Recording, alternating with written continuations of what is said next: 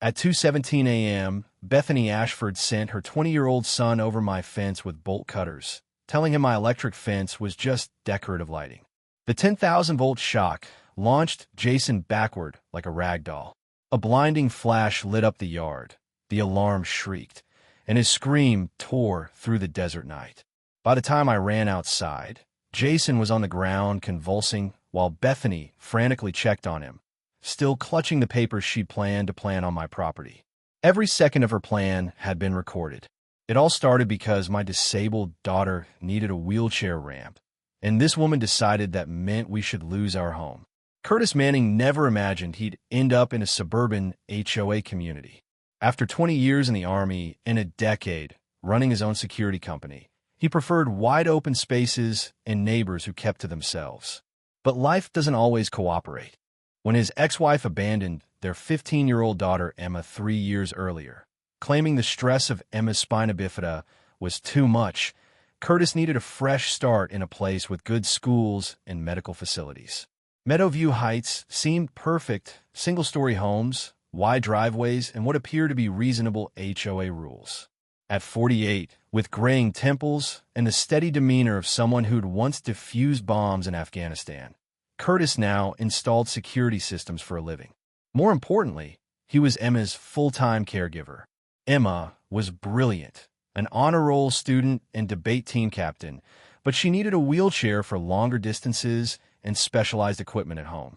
One Tuesday morning in March, the smell of fresh coffee filled the kitchen while Curtis helped Emma with her physical therapy exercises. The doorbell rang.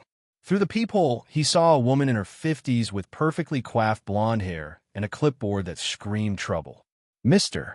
Manning, I'm Bethany Ashford, chair of the Architectural Review Committee," she said in a sugary sweet tone that immediately put him on alert. "I need to discuss some violations with your property." He opened the door. Her eyes went straight to the cedar wheelchair ramp he'd built himself. Beautiful, seamless with the house's design, and backed by proper county permits and ADA compliance certification. "This ramp wasn't approved by the committee," she announced. "It's a significant structural modification that affects the neighborhood's aesthetic standards." She handed him a citation, $500 fine, plus daily penalties until removal.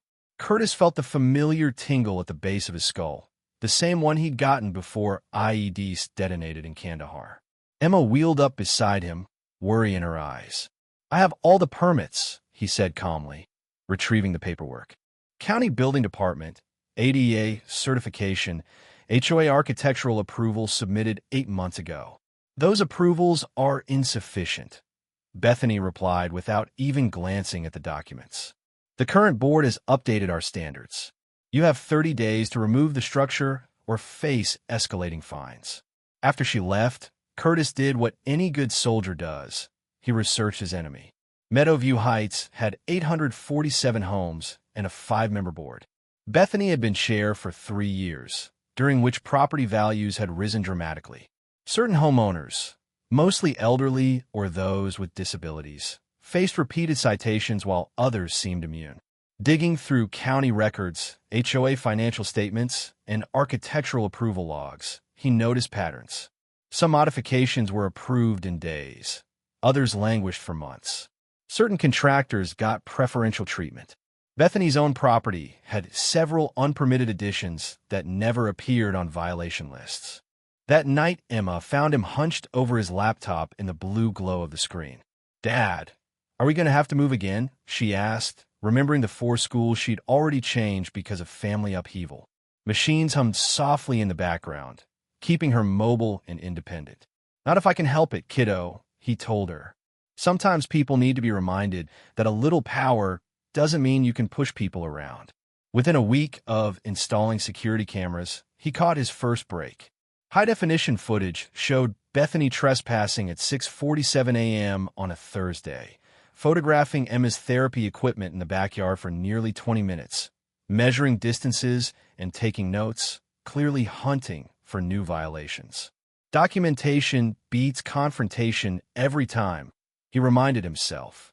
Instead of confronting her immediately, he compiled the footage, confirmed property boundaries with a surveyor, and prepared. The second citation arrived Friday afternoon, hand-delivered by Bethany herself, this time with backup, a thin man in an ill-fitting suit she introduced as our compliance inspector. She pointed to Emma's heated therapy pool and lift system, essential medical equipment prescribed by her physician and installed by certified specialists. Any structure over 4 feet high requires architectural approval, she declared. $7.50 fine plus $50 daily until removed. Curtis kept his voice even. Ma'am, I have documentation showing you photographed this equipment without permission by trespassing on my property. That's a criminal offense in Arizona. For a moment her mask slipped, revealing something ugly. I have every right to inspect properties for violations. It's in the covenants. Actually, it's not. He pulled out a printed, highlighted copy. Section 4.3 required 24-hour written notice and allowed inspections only from public areas or with homeowner consent. She'd been in his backyard without permission. Her heels clicked rapidly on the concrete driveway, a nervous tell he filed away. This is intimidation, she snapped. I'm reporting this as harassment. Please do, Curtis replied. I'd love to discuss my findings with a full board, like how your property has 3 unpermitted additions that never got cited, or how Pinnacle Landscaping gets 90% of HOA maintenance contracts despite not being the lowest bidder. Pinnacle was owned by Bethany's brother-in-law. The inspector suddenly became very interested in his shoes. After they left, Curtis called his neighbor Margaret, a retired paralegal who'd been fighting HOA overreach for months. She arrived with a box of files and a grin that reminded him of his old sergeant spotting enemy positions. Together, they mapped out violation records, financial statements, and contractor patterns. Violations spiked before quarterly board meetings and were always resolved by the same 3 contractors. Bethany had been charging homeowners for pre-violation consultations, cash payments of $300 to $500 that mysteriously made citations disappear. At least 15 residents could be proven victims, probably more, who paid quietly. This wasn't just petty power tripping. It was extortion, a felony. When Bethany returned with an expensive lawyer threatening legal action unless the ramp and therapy equipment were removed within 48 hours, Curtis and Margaret calmly laid out the evidence. Bank records of $23,000 in suspicious deposits over 6 months, affidavits from 4 residents describing the consultation scheme, and highlighted sections of Arizona law prohibiting selective enforcement and discriminatory practices, especially against people with disabilities. The lawyer's confidence flickered when Bethany doubled down, threatening to red tag every medical device and have county inspectors declare the property uninhabitable. Curtis quietly noted that she had just confessed to planning retaliatory enforcement on hidden audio. A few days later, an orange emergency safety inspection notice appeared on his door. Bethany had somehow fast-tracked a county inspection that normally took weeks. But the inspector, a fellow veteran, quickly verified that every piece of equipment exceeded code and had proper permits. She questioned Bethany's companion, who couldn't produce proper credentials.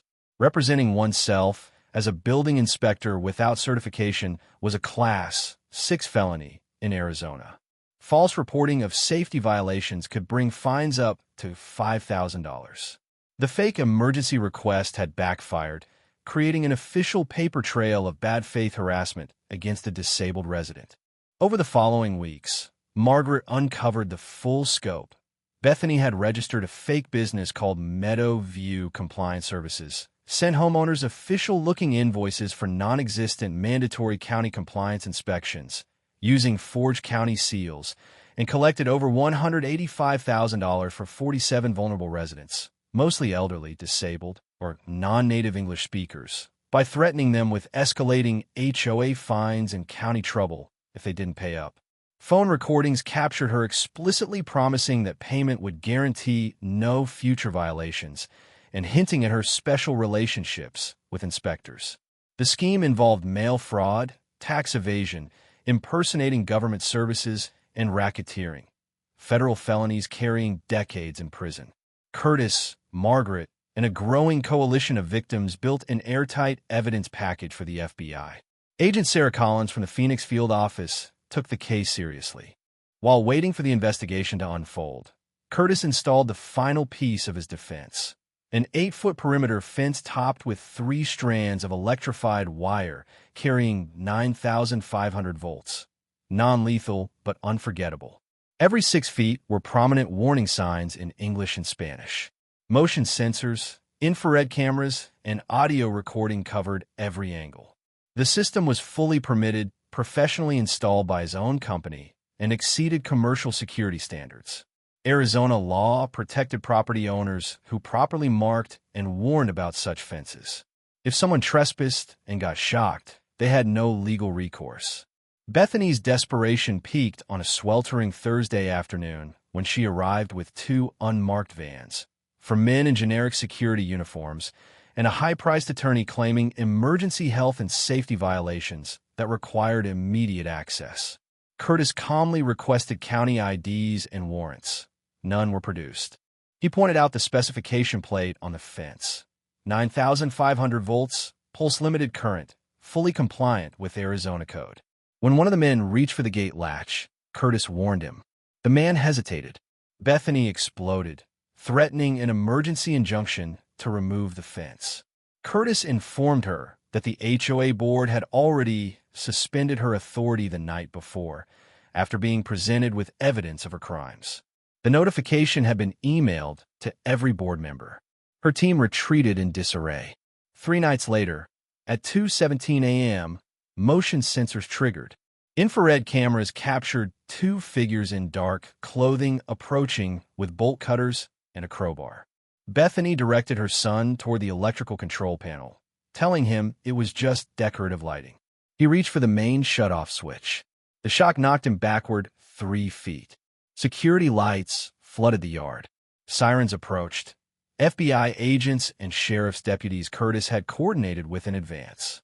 Bethany was arrested on the spot for criminal trespass, attempted destruction of property, and conspiracy to interfere with a federal investigation. Her son, realizing he'd been lied to and manipulated, looked stunned as handcuffs clicked. The next morning, the neighborhood gathered for an emergency HOA meeting. FBI agent Collins presented the evidence on a large screen. Fake invoices, forged county seals, bank records, recorded calls, surveillance footage. 47 families have been victimized. Bethany's assets would be liquidated to provide full restitution plus damages. She faced up to 20 years in federal prison. 6 months later, Bethany pleaded guilty to 14 felony counts and was sentenced to 12 years. Every victim received full compensation. The HOA was restructured under court supervision with new transparency rules and independent oversight.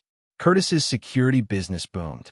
Veterans, elderly residents, immigrant families, and others facing HOA harassment hired him for protection and advice.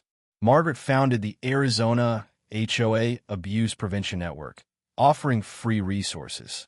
Emma thrived, becoming a disability rights advocate at school. One morning, a young mother stood at his gate with a folder of papers. "Our board is trying to force us to remove my son's autism swing set. They're threatening foreclosure." Curtis opened the gate. "Come on in, Mrs. Kim. Let's take a look at what they've sent you."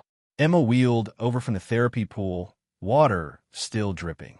"My dad's really good at dealing with bullies," she said with a smile. "And we know some FBI agents if things get really bad." Curtis settled into another fight for justice, knowing the phone would keep ringing with families needing help. Standing up to bullies didn't just protect his own home. It made the whole community stronger.